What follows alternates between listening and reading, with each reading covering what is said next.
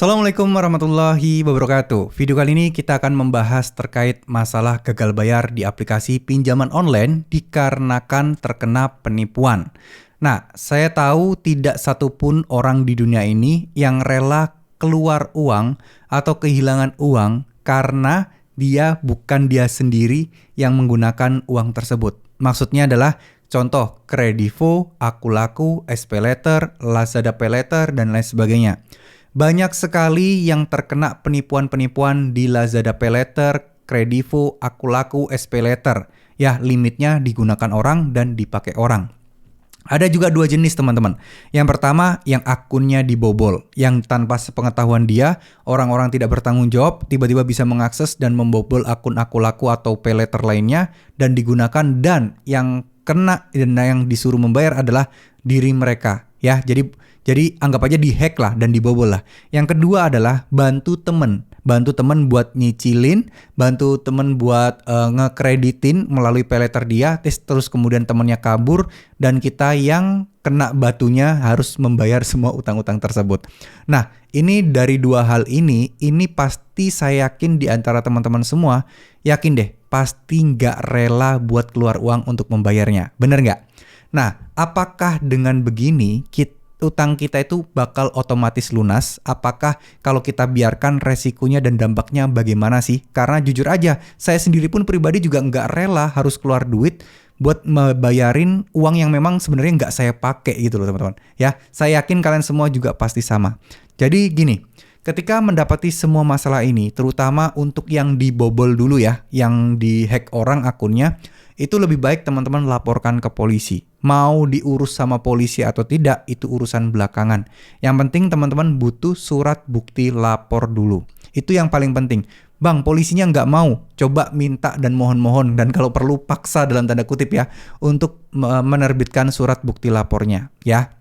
Itu penting, karena ini menandakan bahwa kalian sudah memberikan laporan, ini menandakan bahwa sudah masuk dalam proses penyidikan dan pengusutan. Itu nomor satu paling pentingnya.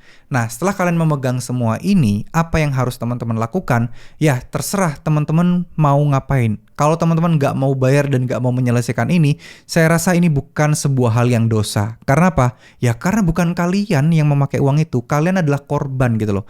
Cuman biasanya pinjol-pinjol seperti PayLater, Kredivo, Akulaku, SPayLater, Lazada PayLater, dan lain sebagainya itu tidak pernah mau tahu teman-teman. Mereka tidak pernah mau tahu. Yang penting itu adalah kalian yang make akun kalian. Kalau itu sampai dibobol artinya kalian yang lalai. Nah, pemikiran mereka itu seperti itu.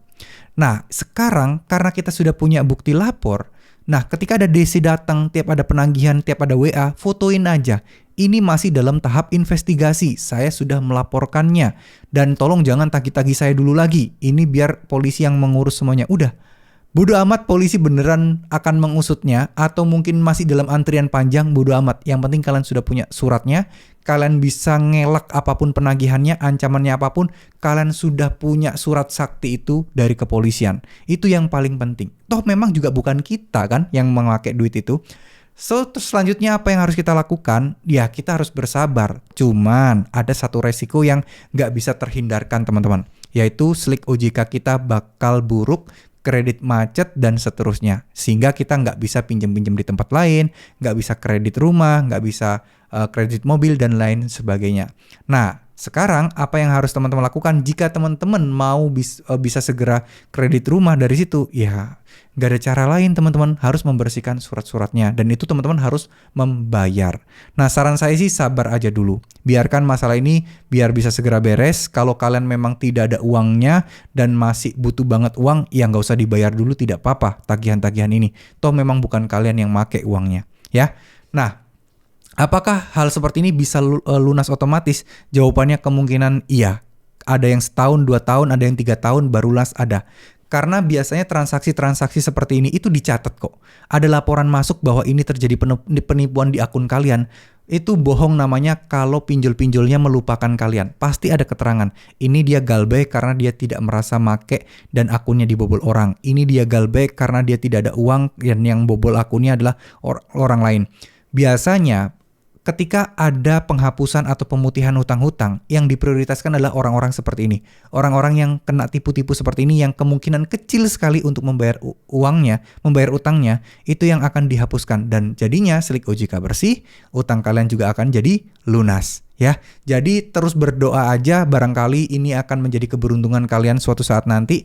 Jangan pantang menyerah, dan kalau kalian memang cepat, nggak ada cara lain sih selain untuk membayar. Kecuali memang polisi sudah menemukan pelakunya, sudah menangkap pelakunya, dan sudah bisa diurus ke pinjolnya, utang kalian bersih. Karena yang salah dan udah jelas penipunya udah siapa, dan penipuannya nih di mana, dilakukan pakai apa, buktinya sudah jelas, maka itu akan menjadi sesuatu yang luar biasa yang kalian akan terima gitu teman-teman ya.